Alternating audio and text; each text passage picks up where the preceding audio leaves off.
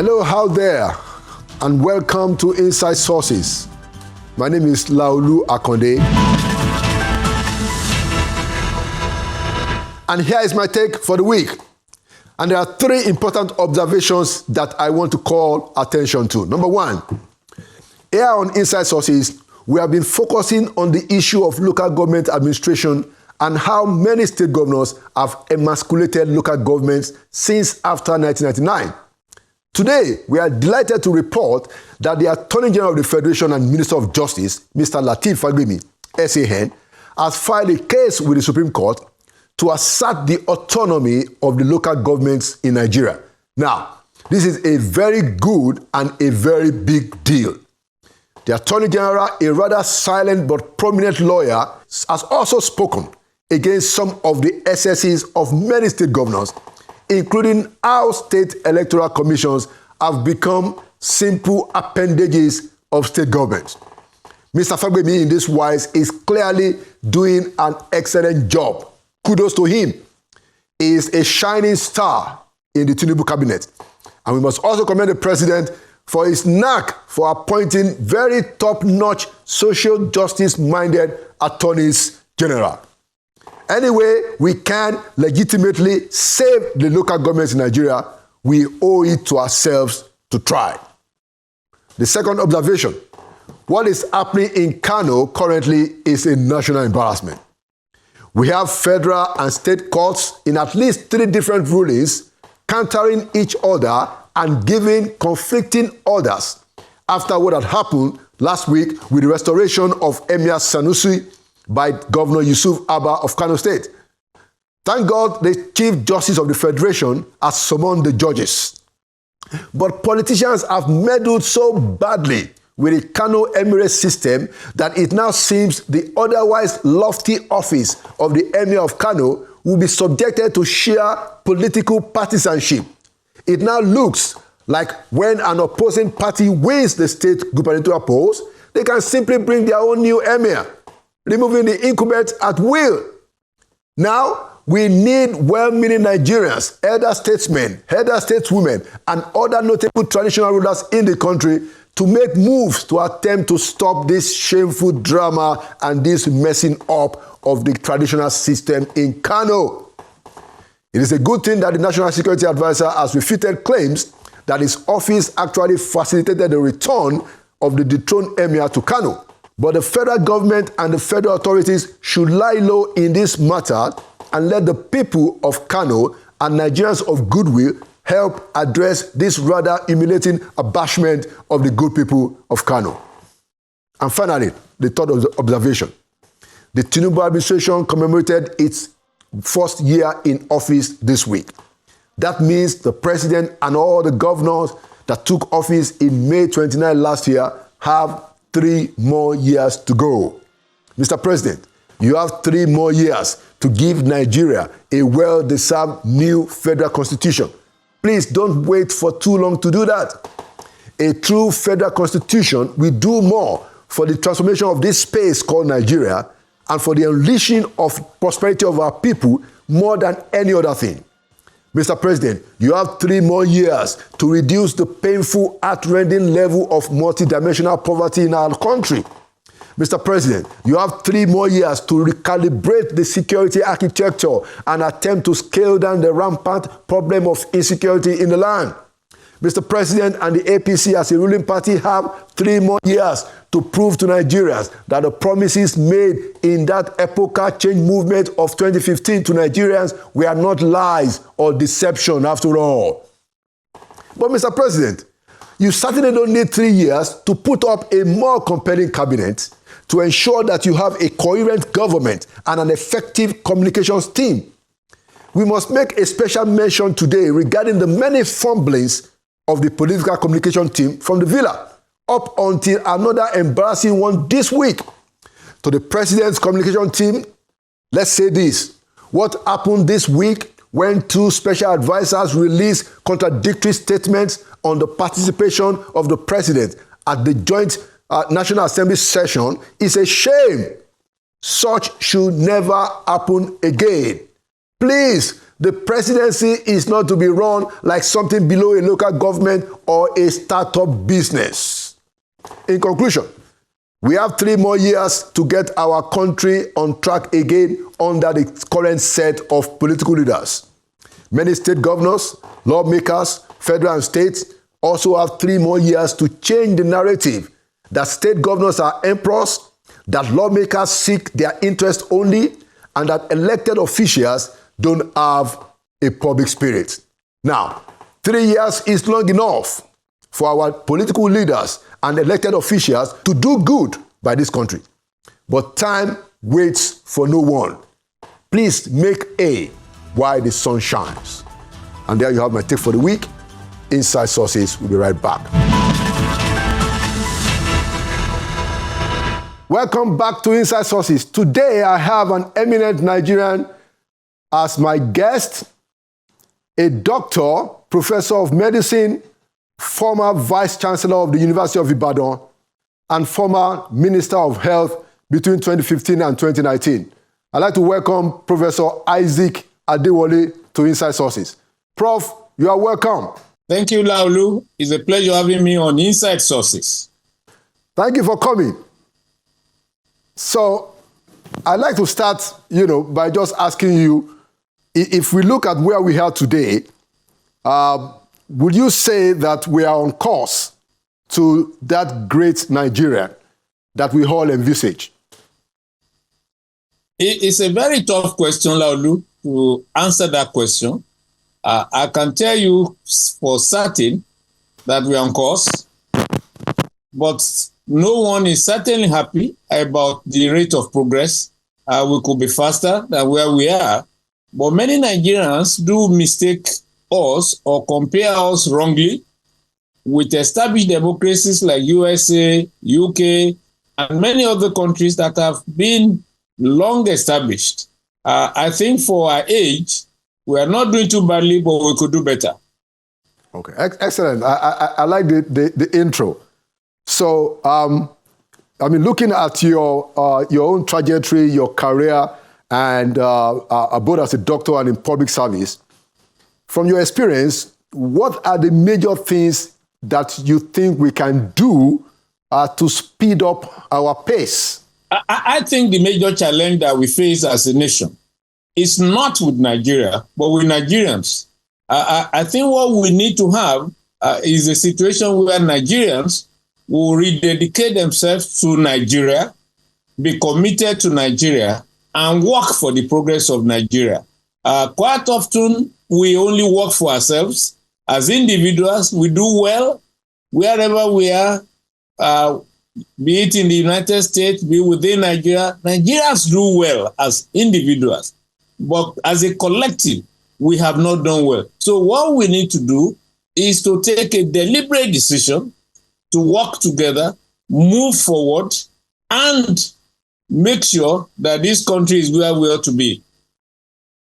Thank you. Now, because of that response, Prof, I'd like to bring up the issue of elite consensus. And a number of my guests have spoken in the same light that you've spoken, that, look, all we need to do is to get ourselves together.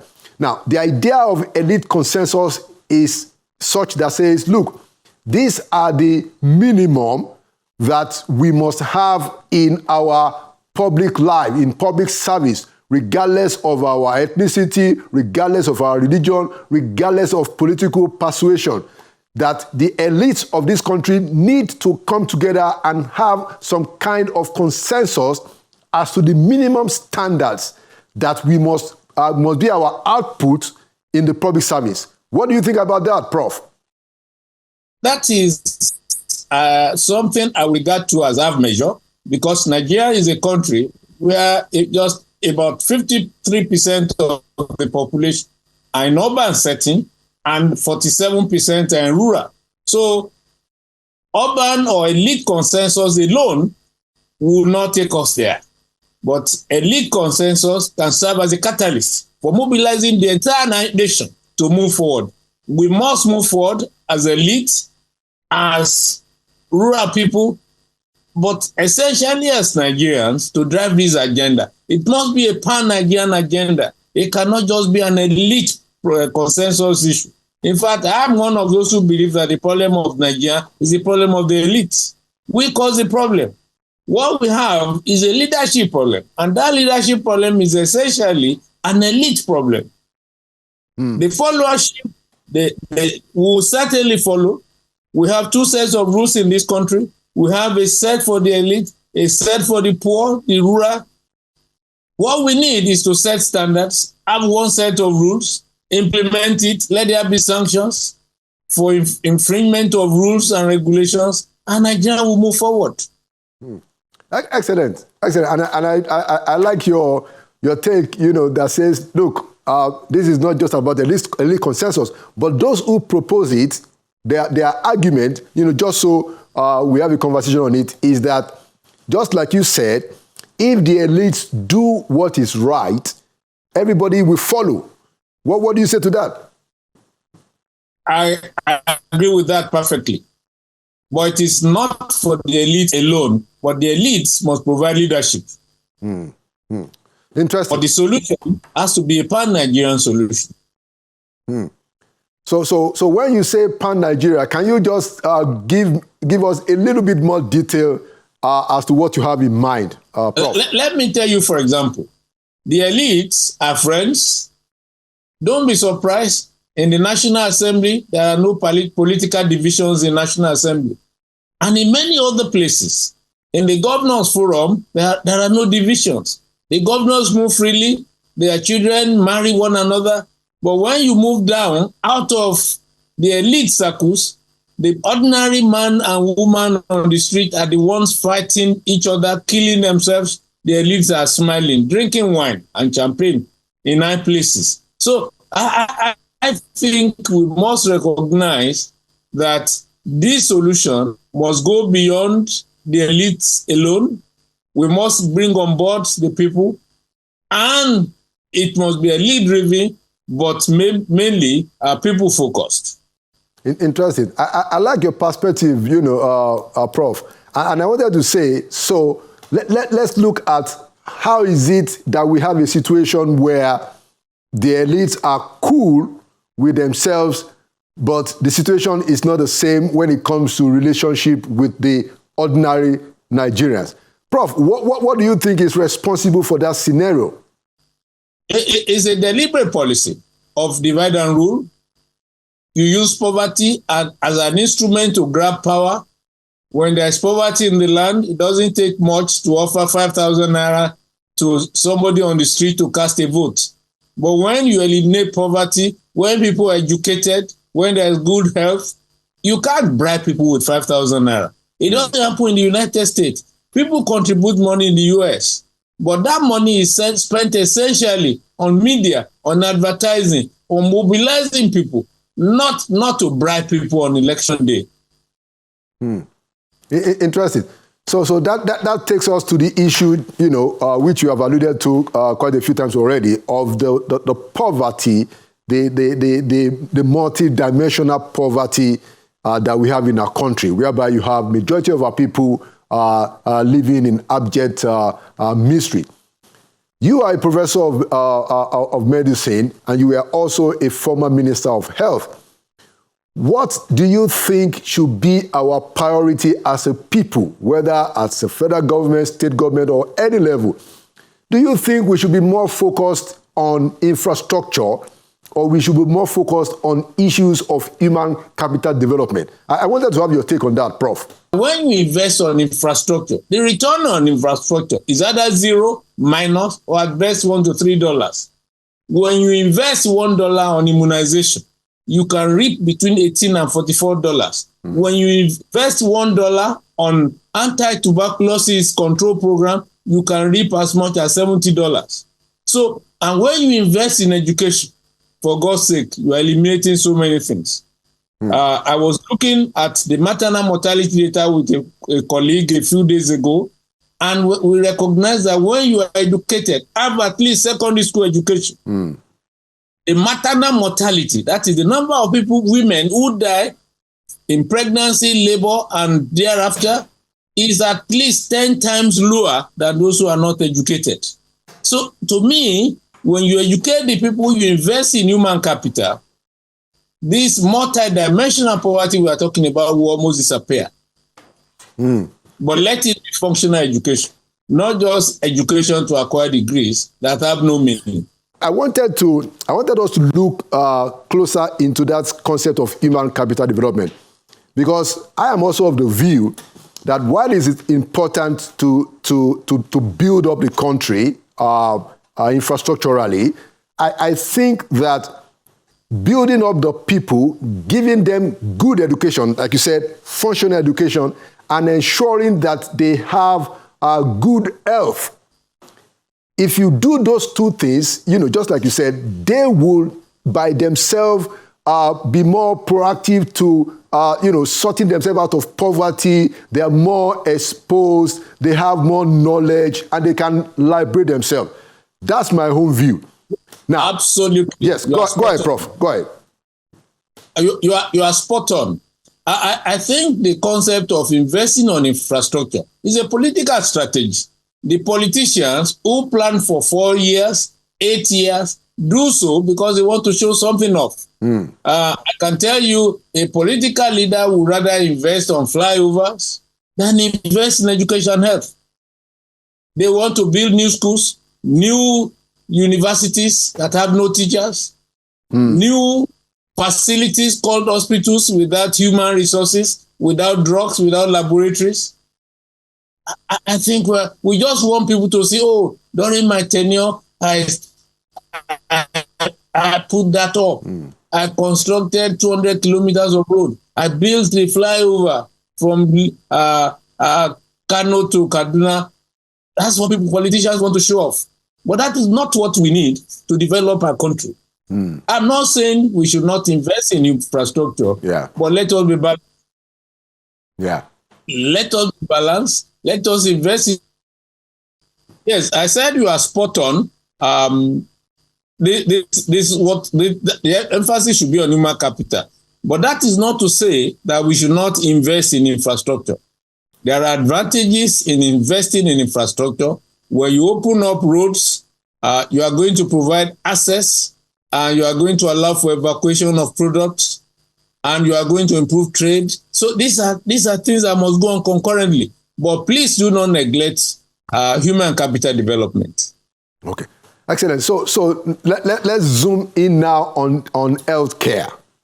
So since both of us agree that human capital development it should be a priority, I agree entirely. I actually did a take 2 weeks ago on this.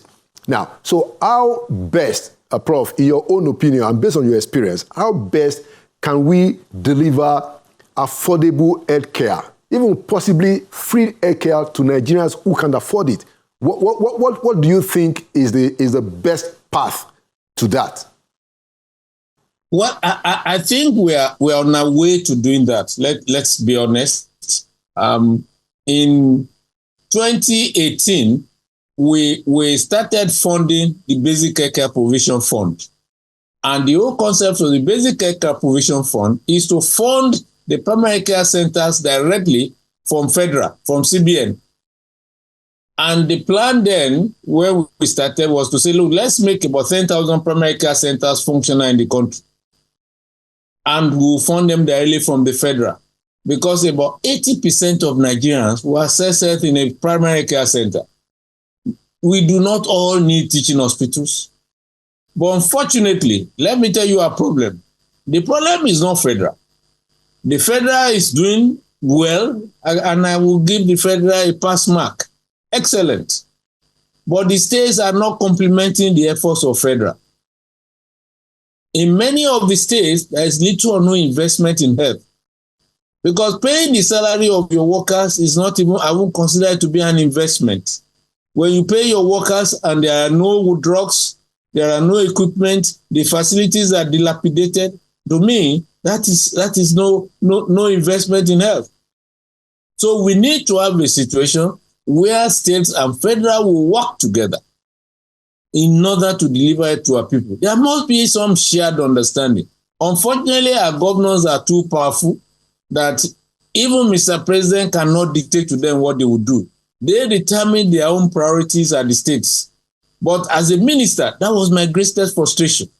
How do we get states to invest in health and complement the efforts of the federal government? Even in some states, what they do is to set up teaching hospitals and compete with federal, which to me is a waste of resources. In some states, you have about 2 or 3 federal tertiary health institutions. In such places, the political leadership in the state has to be strategic. You do not need to compete with the federal government. Rather, go to your district level, go to your federal constituencies and put in place well-functioning standard general hospitals so that they will complement the teaching hospital. And that is what is lacking. I'm also happy that we have the National Health Insurance Authority Act has actually paved the way for what I would call a nationwide health insurance scheme. And that will make it almost compulsory for everybody to have access to national health insurance. But then, with our large informal sector, government has to pay their premium. And that is where we have a challenge. The informal sector is huge, but yet somebody has to pay their premium. And that has to be borne by government. But we need a situation, we need a synergy between federal and state government in order to deliver health to our people. So in your experience, and thank you for those important insights and reflection. In your experience, why is it such a difficult thing for state governors, some of the state governors, to understand the importance of healthcare? I remember, growing up in Ibadan, in the Second Republic, the Unity Party of Nigeria, UPN, they had 4 cardinal programs.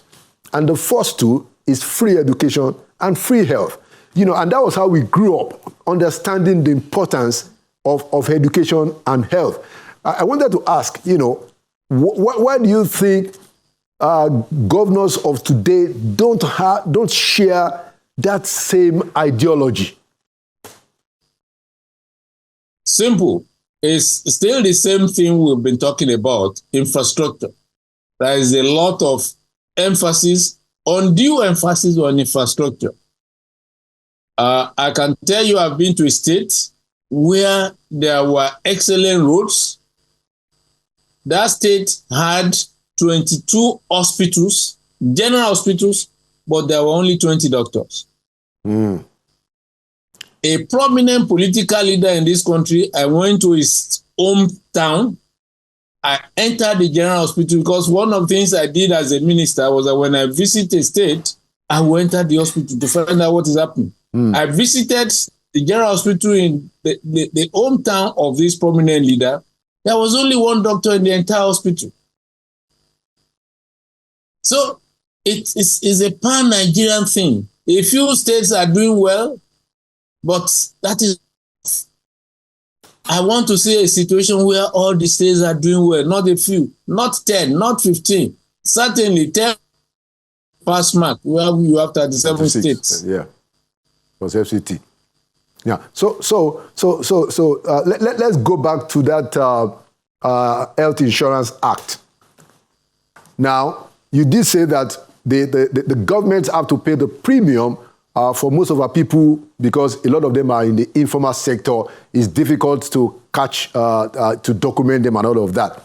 So what is the best way to share that responsibility between the federal and state government, in your own view, Prof? I think we can even think of facilitation beyond even the state. I can give you an example. At the community level in Ijeshuland, we contributed over ₦1 billion to build a geriatric center because we wanted to make we wanted to bring her to the doorstep of the senior citizens. And we built a geriatric center, the first indigenous community-owned geriatric center in the entire nation. We also sent almost $500 million to ship equipment from US to Nigeria. And I can tell you as of today, the community individuals, we've contributed money to cater for about 1,500 senior citizens in terms of insurance. And how much did we pay? A premium of 15,000 per person. So it must also involve the community. The community has a responsibility. The leadership, the elites must take leadership. We must give back to the society. Many of us were educated by this society. We were educated by government. Some of us had, a lot of us, not some, many of us had free education, free health. So why can't we give back? Interesting. So because that's in my view, that's like the heavyweight issue, or is how do you ensure that the people in the informal sector are also captured, in the benefit of that Insurance Act? And I think, like you said, it boils down to the question of the premium. That's why I said somebody has to pay. There's no free lunch, even in Freetown. Somebody must pay. You want people to pay premium. Those who are gainfully employed will pay. But what about those who are not employed? The country, the median age of Nigeria is 17 years. Yeah. In other words, it's a country made up of largely young people. Many of them unemployed. So somebody has to pay their premium. So in your view, you said that the community should also be involved. But what will be the level of the federal and state government, the level of their own involvement in paying the premium? The federal government should be responsible, states should be responsible for the infrastructure, for the human resources needed, and that should be complemented by the community. And let's be honest, it is time we allow local government to function as autonomous entities. When they function as autonomous entities, the three of them can work in synergy to produce and generate development. Yeah, and that's a very important issue that you just raised there. From your own experience, especially when you worked as Secretary General of NMA, I'm sure that you had some of this experience too. Now, when you became minister, then you had the hands-on. The question is, why do you think it is such a difficult thing to have local government autonomy? Because as it is, in most part of the country, it's as if there are no local governments anymore. What's your take on this? Well, Laulu, we all know the reason. The state governments don't want local government to function. Simple. Because they've appropriated their resources and they're using it, in quote, on their behalf. But for God's sake, let them use their resources. State governors will protest should federal government say, we want to use your resources on your behalf. So let us allow the local government to function. The three tiers of government must function. They have responsibilities. The local government authority should cater for the primary care center. The state should function and cater for the general and state hospitals, and federal should look after tertiary. I do not see any reason why a state government should look after, except the wealthy states. Some states are wealthy. Yeah. Lagos, for example, a few of them, maybe Rivers, Cross River, Delta, the rich ones, yes, they can venture into tertiary care, but majority that cannot even pay salaries without federal support should not venture into tertiary care. Good advice. And, it's important for us to just keep urging and encouraging governors to free up the local government. Virtually all of my 23-24 guests, everybody has agreed on the idea of governors, almost some cases, emasculating the local government. And we hope that governors will begin to see these things differently. Let's talk a little bit more on the issue of restructuring Nigeria. Are you also an advocate of restructuring of the country, Prof? I am. And so I'm an advocate of true federalism, fiscal federalism, physical, functional, emotional federalism, everything federalism. I'm an apostle of it, because we should allow each entity to develop at its own pace. So when you say that, specifically, what do you have in mind? Because there are quite a number of variations. So there are those that say that, look, let's go back to the region system, regionalism, where each region is able to do its own thing. There are those that say that, no, we don't need to do that. Let's just have resource control. There are also those that talk about other means of devolution of powers. How do we share the taxation? If we have VAT from Lagos, how much of it should Lagos take? So I wanted to ask you, in your own view, what do you think is the most, the dominant things that we need to fix in terms of restructuring? Prof. Well, there are many things we need to fix in terms of restructuring. I think it is too late in the day for us to go back to regionalism, which some people are advocating for. I think we should rather allow states to develop on their own and states to work together. And it's already happening. You have many of the governors in North Central meeting, governors in Southwest meeting, governors in Northeast, Northwest. Governors are meeting. To me, this should be the basis. I think we should encourage it. The governors also should use the instrument of the Constitution to free themselves from the shackles. Because sometimes there is nothing preventing them from venturing beyond what they are doing now. Abia has decided to go solo on power generation. Right. Why can other states not venture into it? Why can other states not venture into railway? Now that the cap has been lifted, why can a few states not work together and set up an airline if they wish to? And in terms of resources, I think the issue of, we need to look again at the issue of how we share the resources of this country. I quite agree with you. If you have a law that prevents you from selling alcohol, that law should also prevent you from sharing money from alcohol. I think we should just be honest with ourselves. So states that prohibit the sale of alcohol should not share out of VAT from alcohol. Straightforward. And then we should also ask each state, what are you bringing to the table? A situation in which we only share money from oil, to me, is absurd. And that is where we are today. Because the other states are not bringing anything to the table. What is happening to our gold? What is happening to our bitumen? What is happening to our lithium? The resources from all of these, where are they? The only thing we have is oil money. Yeah.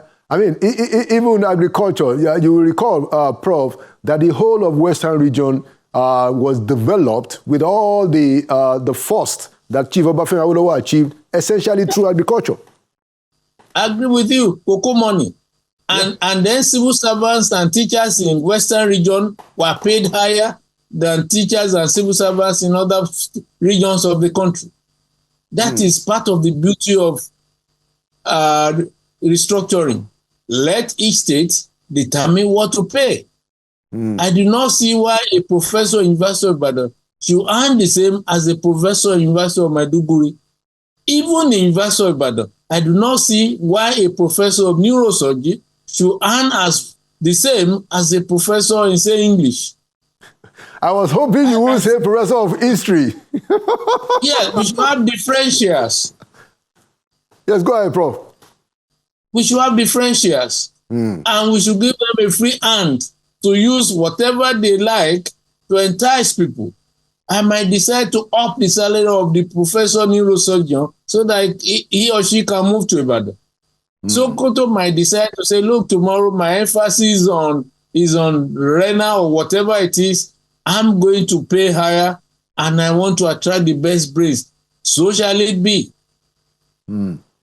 So even on issues of remuneration, we need to get out of this idea of having a centralized salary system. That's what you're making. Absolutely. I'm never in support of people sitting in Abuja and negotiating with workers. And you say, oh, let it be uniform across the country. It shouldn't be. The terrain is different. The conditions are different. Kaduna State should be able to say, I want to pay differently. So maybe such negotiations can talk about a minimum, a base level for which nobody should go below. Right. But then there can be no cap. So what's your view on the current, just since we are on it, the current debate about minimum wage? The Labour is saying that, it wants 615, and the latest offer of the federal government, they moved from 48,000 to 56 or 58. What's your take, Prof? Since you agree to an idea of minimum. My take is federal government should go up and the labor union should come down.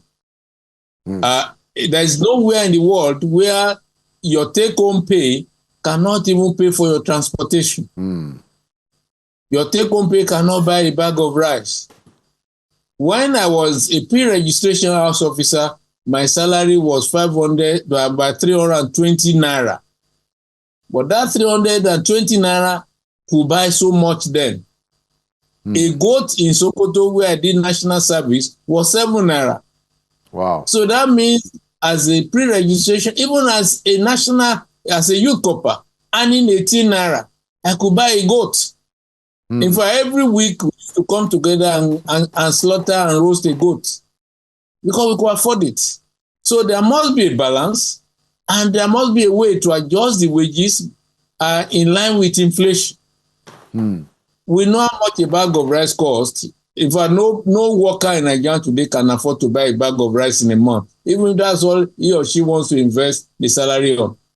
So that wage must be able to take you to work and back and feed you. Minimum. True. And good thing, I think it was the President Bola Ahmed Tinubu, that has actually popularized the idea of a living wage, which is what they promised, that it was not going to just pay. It must be a living wage, something that can at least take you home from work or take you to work and back and feed you and your family. Interesting.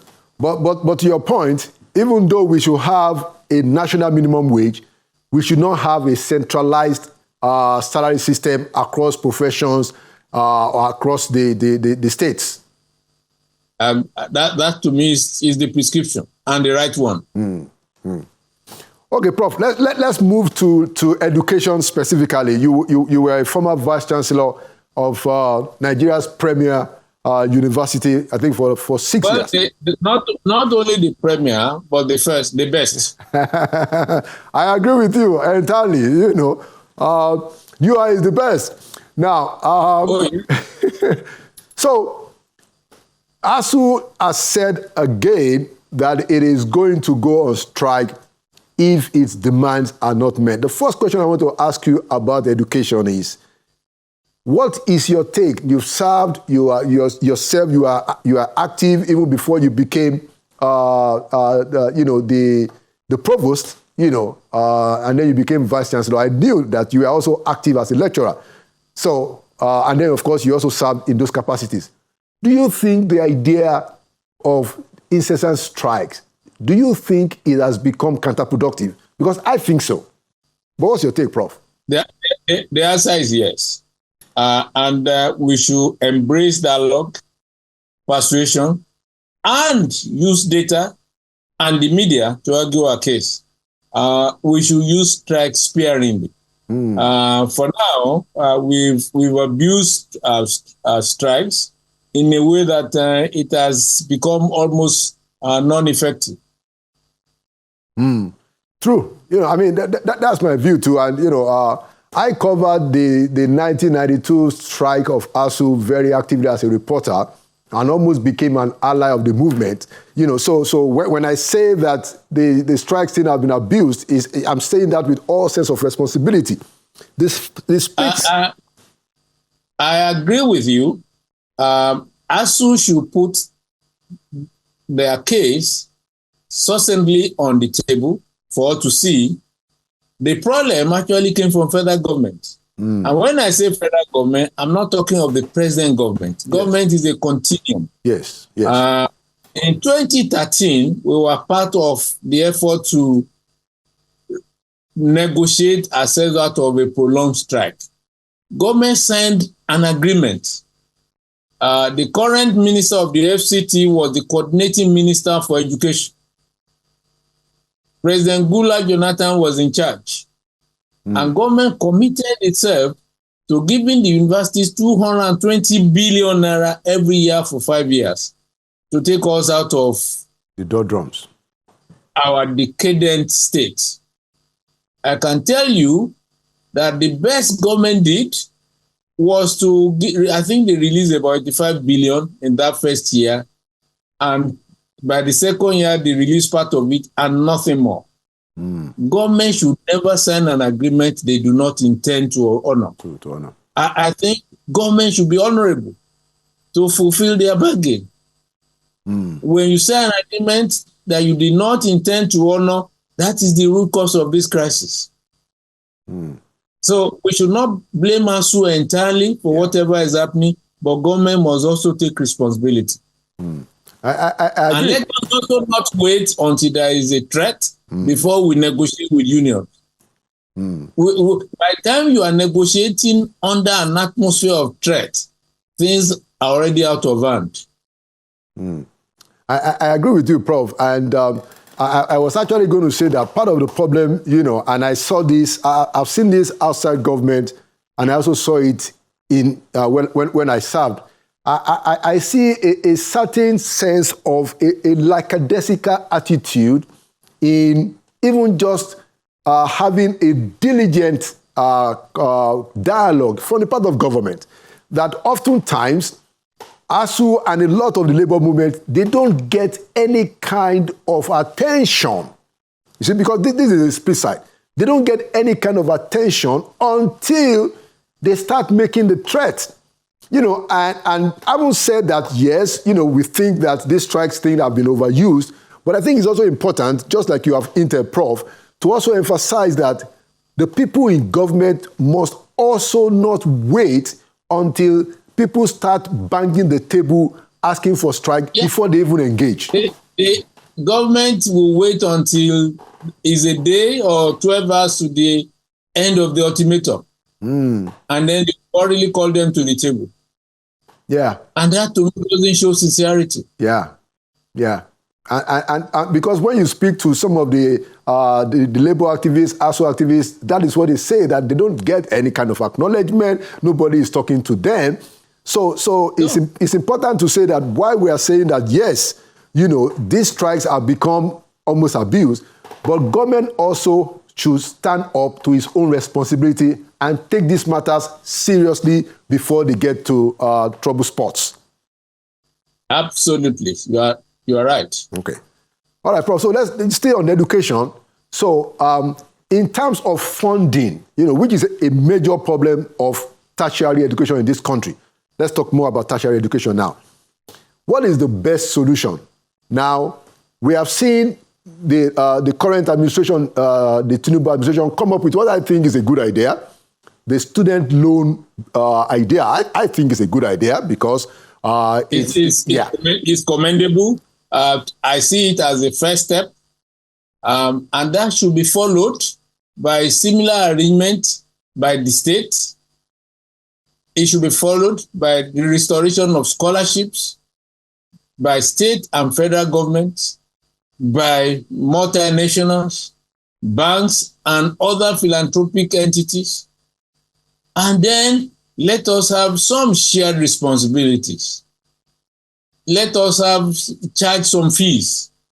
No matter how little, it's going to augment whatever comes into the institution. And then government should stop this idea of setting up universities every day. It's like a father who cannot take care of more than 6 children, deciding to have many wives and fathering about 20 children. When in fact you can't take care of more than 6. Yeah, but I see. There should be a moratorium on the establishment of federal universities. Let us take care of the ones on ground.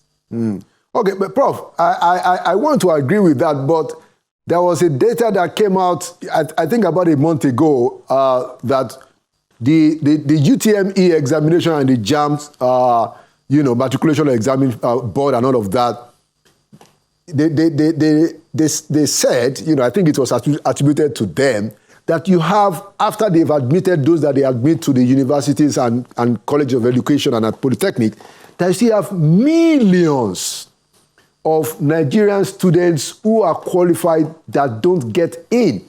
So how do we balance that with this idea that we've had enough, Prof? At a point in time, Cairo State University had a population of 400,000 students.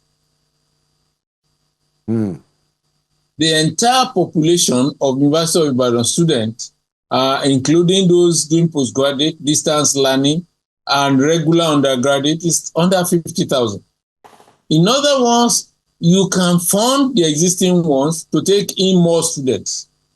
Each time you create a new university, you have to think of the overhead. A new vice chancellor, deputy vice chancellors, bursars, registrars, librarians, and other things to go with them. I agree. And when you think of this, where do you get the teachers to teach them? Good. And then we also need to really put more emphasis on technical and vocational education. Nobody wants to go to the polytechnic or technical colleges. And that's why we now say they should be awarding degrees, as if that is the issue. The issue is not the degree, but what you do with the degree. When you hold a degree or a certificate and you are not able to function, you don't have skills, you are unemployable, that certificate is useless. Very true. Very true. Very true. So on a related matter, the problem of brain drain. Now, I wanted you to talk about it in a general sense of the fact that we are losing quite a lot of our very good hands. But I think the problem is even more dramatic in your field of medicine. A lot of our doctors, are out of this country. I lived in the US for 17 years, and I know that in Chicago, they have tons of Nigerian doctors. I think President Barack Obama even had to acknowledge that. And it's same thing in New York, where I live. Some of the best doctors in town, even they are Nigerians. How do you think we can cure the problem of brain drain? What's your prescription? Well, let's be honest. The drain has gone beyond doctors, nurses, physiotherapists, pharmacists, laboratory scientists. Now the artisans are also leaving. Wow. They are recruiting carpenters and bricklayers. Wow. What we need to do is to balance the push and the pull.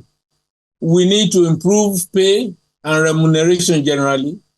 We need to make the work environment conducive, because it's not everybody that is leaving because of money. Some are just not happy with the work environment. Insecurity is also another issue. You are not happy. Some doctors have been kidnapped in some parts of the country. As soon as they are released, I'm sure the next thing they want to do is to leave the country. So we need to address insecurity. We need to address work environment. We need to address pay and remuneration entirely. For example, in India, when you are a doctor in an academic institution, you are provided accommodation free of charge. You are sponsored to attend 2 international conferences a year and 5 national conferences. So there are incentives. And that's why when you attend international conferences, there are so many Indians there, because they are sponsored. In South Africa and some other South African countries, like Lesotho and Botswana, when you publish in a reputable journal outlet, they also give you reward. Interesting. So still on that issue of brain drain, I remember asking this question when I interviewed former President Ibrahim Babangida in January.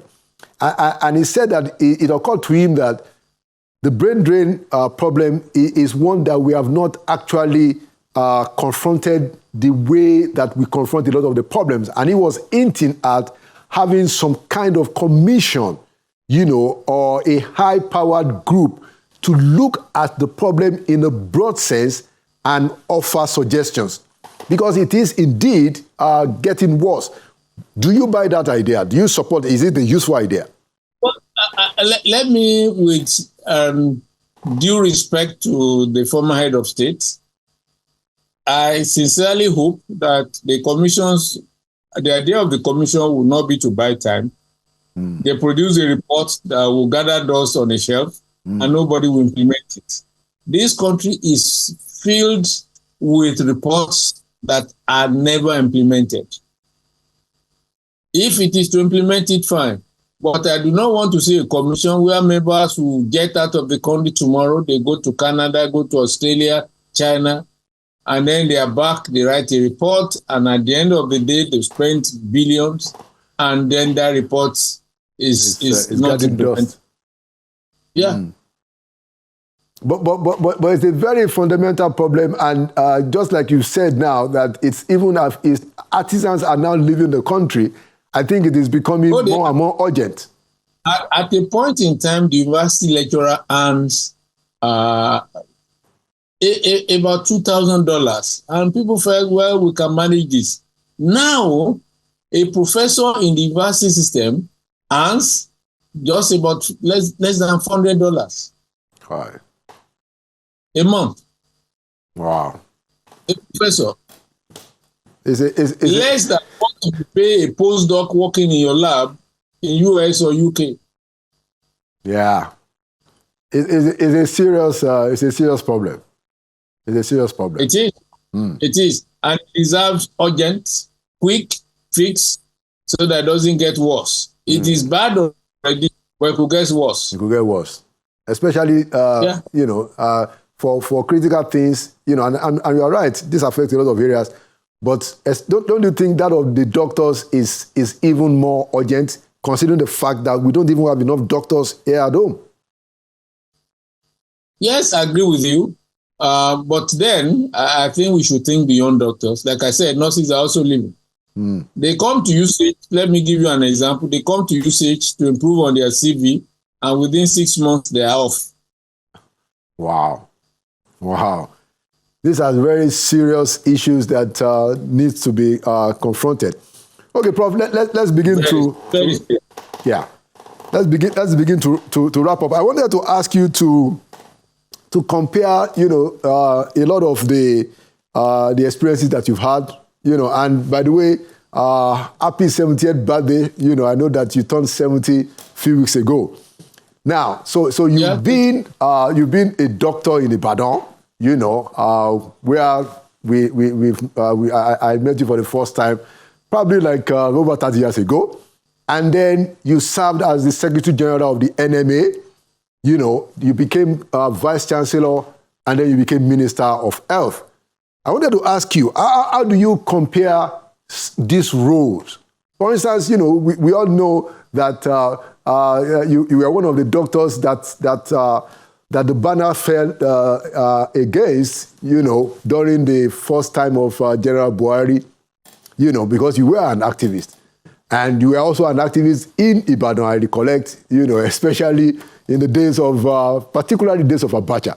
So you've played this role, and now you've served in government, and now you're back. How do you compare these different engagements, just for the benefit of our viewers? Prof. Well, I think it has made me a total human being. My being in those positions exposed me to different facets of our national development. As an activist, a leader, a vice chancellor heading an institution, a minister sitting at the table and seeing policies being formulated, gives me a balanced view of how decisions are taken in this country. I think I would have been an incomplete person if I ended up as the vice chancellor without the opportunity of serving as the minister. Quite often, we in academics criticize government every day in, day out. We criticize them without profiling alternative views and solutions. The critics or the criticisms emanate from the institutions regularly, frequently. But being in government, I saw things from a different perspective. I saw decisions being balanced, arguments being taken, and you also want to make sure that things are balanced because there is what we call national consideration.